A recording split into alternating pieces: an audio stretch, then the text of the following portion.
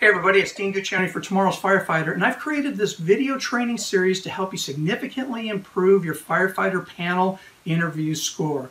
So without further ado, let's get right into this week's topic. What should you do if in the middle of answering a question, I think of a better answer or story to that question?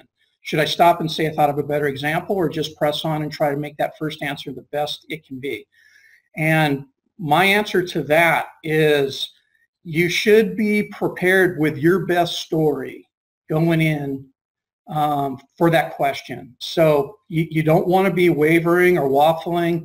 You want to have your best story. And that's kind of what I've been working with Andy. Andy's one of my one-on-one students, and so has Ben. And when you talk about the story that you want to give to a particular question, you've really got to work on the bullet points to that story and just stick with it.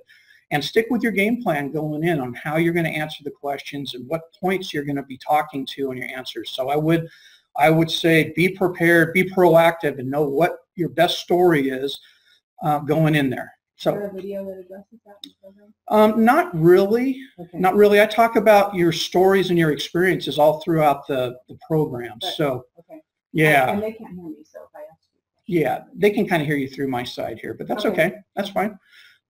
Yeah, so fine, always use your best, most compelling stories, because we all have them. We all have memorable stories in previous jobs that we've had and previous interactions with people. So let's stick with those and use those most compelling stories, because those are what are going to help you stand out to the interview panel. I can't really stress that enough, because it's true. When I was sitting behind the table talking to Ben yesterday about a story, one of the interviewees, one of the candidates that I interviewed, he came in and he won this Medal of Valor from Cal Fire. And I'm not going to go into the entire story, but he didn't have a good interview. And at the end, we're like, well, wait a second, you're not talking about you won the Medal of Valor. How'd you do that? And he went through this story how he saved this elderly couple in a brush fire and all that kind of stuff.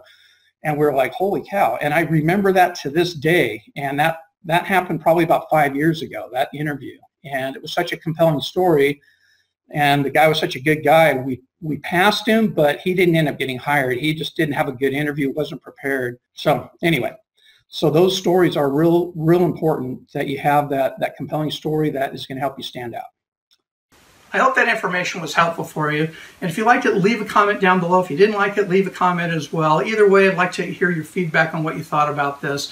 And if you'd like to learn more and get more detailed information on how you can significantly improve your firefighter interview score, put your name and email address in the link below and sign up for my free video training series that's much more comprehensive than these little shorter videos. So I look forward to seeing you in the next video. Thanks again for watching. We'll see you soon.